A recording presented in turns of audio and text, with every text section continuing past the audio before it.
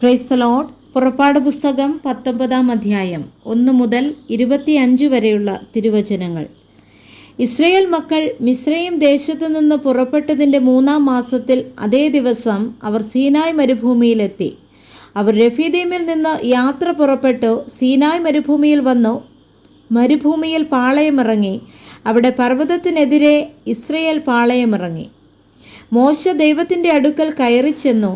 യഹോവ പർവ്വതത്തിൽ നിന്ന് അവനോട് വിളിച്ചു കൽപ്പിച്ചത് നീ യാക്കോബ് ഗൃഹത്തോട് പറയുകയും ഇസ്രയേൽ മക്കളോട് അറിയിക്കുകയും ചെയ്യേണ്ടതെന്തെന്നാൽ, ഞാൻ മിസ്രയീമ്യരോട് ചെയ്തതും നിങ്ങളെ കഴുകന്മാരുടെ ചിറകിന്മേൽ വഹിച്ച് എൻ്റെ അടുക്കൽ വരുത്തിയതും നിങ്ങൾ കണ്ടുവല്ലോ.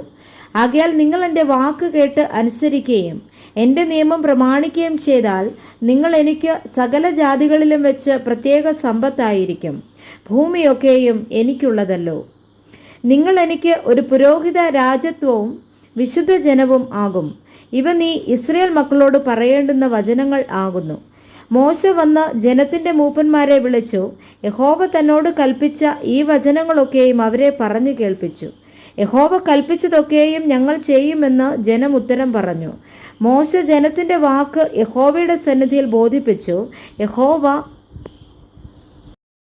മോശയോട്, ഞാൻ നിന്നോട് സംസാരിക്കുമ്പോൾ ജനം കേൾക്കേണ്ടതിനും നിന്നെ എന്നേക്കും വിശ്വസിക്കേണ്ടതിനും ഞാനിതാ മേഘതമസ്സിൽ നിന്റെ അടുക്കൽ വരുന്നു എന്ന് അരുളി ചെയ്തു. ജനത്തിൻ്റെ വാക്ക് മോശ യഹോവയോട് ബോധിപ്പിച്ചു.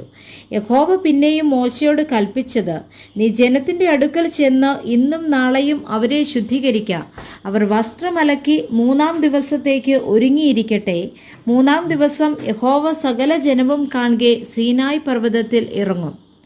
ജനം പർവ്വതത്തിൽ കയറാതെയും അതിൻ്റെ അടിവാരം തൊടാതെയും ഇരുപ്പാൻ സൂക്ഷിക്കണമെന്ന് പറഞ്ഞു. നീ അവർക്കായി ചുറ്റും അതിർത്തിരിക്കണം. പർവ്വതം തൊടുന്നവനെല്ലാം മരണശിക്ഷ അനുഭവിക്കണം. കൈതൊടാതെ അവനെ കല്ലെറിഞ്ഞോ എയ്തോ കൊന്നുകളയണം. മൃഗമായാലും മനുഷ്യനായാലും ജീവനോടിരിക്കരുത്. കാഹളം ദീർഘമായി ധ്വനിക്കുമ്പോൾ അവർ പർവ്വതത്തിന് അടുത്തു വരട്ടെ. മോശ പർവ്വതത്തിൽ നിന്ന് ജനത്തിൻ്റെ അടുക്കൽ ഇറങ്ങിച്ചെന്ന് ജനത്തെ ശുദ്ധീകരിച്ചു. അവർ വസ്ത്രം അലക്കുകയും ചെയ്തു. അവൻ ജനത്തോട്, 3-ാം ദിവസത്തേക്ക് ഒരുങ്ങിയിരിപ്പിൻ, നിങ്ങളുടെ ഭാര്യമാരുടെ അടുക്കൽ ചെല്ലരുത് എന്ന് പറഞ്ഞു. 3-ാം ദിവസം നേരം വെളുത്തപ്പോൾ ഇടിമുഴക്കവും മിന്നലും പർവ്വതത്തിൽ കാർമേഘവും മഹാഗംഭീരമായ കാഹളധ്വനിയും ഉണ്ടായി. പാളയത്തിലുള്ള ജനമൊക്കെയും നടുങ്ങി. ദൈവത്തെ എതിരേൽപ്പാൻ മോശ ജനത്തെ പാളയത്തിൽ നിന്ന് പുറപ്പെടുവിച്ചു. അവർ പർവ്വതത്തിൻ്റെ അടിവാരത്ത് നിന്നു. യഹോവ തീയിൽ സീനായി പർവ്വതത്തിൽ ഇറങ്ങുകയാൽ അത് മുഴുവനും പുക കൊണ്ട് മൂടി. അതിൻ്റെ പുക തീച്ചൂളയിലെ പുക പോലെ പൊങ്ങി. പർവ്വതമൊക്കെയും ഏറ്റവും കുലുങ്ങി. കാഹളധ്വനി ദീർഘമായി ഉറച്ചുറച്ചു വന്നപ്പോൾ മോശ സംസാരിച്ചു. ദൈവം ഉച്ചത്തിൽ അവനോട് ഉത്തരമരുളി. യഹോവ സീനായ് പർവ്വതത്തിൻ്റെ കൊടുമുടിയിലിറങ്ങി. യഹോവ മോശയെ പർവ്വതത്തിൻ്റെ കൊടുമുടിയിലേക്ക് വിളിച്ചു. മോശ കയറിച്ചെന്നു. യഹോവ മോശയോട് കൽപ്പിച്ചതെന്തെന്നാൽ, ജനം നോക്കേണ്ടതിന് യഹോവയുടെ അടുക്കൽ കടന്നു വന്നിട്ട് അവരിൽ പലരും നശിച്ചു പോകാതിരിപ്പാൻ നീ ഇറങ്ങിച്ചെന്ന് അവരോട് അമർച്ചയായി കൽപ്പിക്ക. യഹോവയോട് അടുക്കുന്ന പുരോഹിതന്മാരും യഹോവ അവർക്ക് ഹാനി വരുത്താതിരിക്കേണ്ടതിന് തങ്ങളെ ശുദ്ധീകരിക്കട്ടെ. മോശ യഹോവയോട്, ജനത്തിന് സീനായ് പർവ്വതത്തിൽ കയറുവാൻ പാടില്ല. പർവ്വതത്തിന് അതിർ തിരിച്ച് അതിനെ ശുദ്ധമാക്കുക എന്ന് ഞങ്ങളോട് അമർച്ചയായി കൽപ്പിച്ചിട്ടുണ്ടല്ലോ എന്ന് പറഞ്ഞു.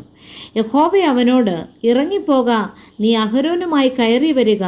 എന്നാൽ പുരോഹിതന്മാരും ജനവും യഹോവ അവർക്ക് നാശം വരുത്താതിരിക്കേണ്ടതിന് അവൻ്റെ അടുക്കൽ കയറുവാൻ അതിർ കടക്കരുത്. അങ്ങനെ മോശ ജനത്തിൻ്റെ അടുക്കൽ ഇറങ്ങിച്ചെന്ന് അവരോട് പറഞ്ഞു. Praise the Lord. വായിച്ച വേദഭാഗങ്ങളാൽ കർത്താവ് എല്ലാവരെയും സമൃദ്ധിയായി അനുഗ്രഹിക്കുമാറാകട്ടെ. ആമേൻ.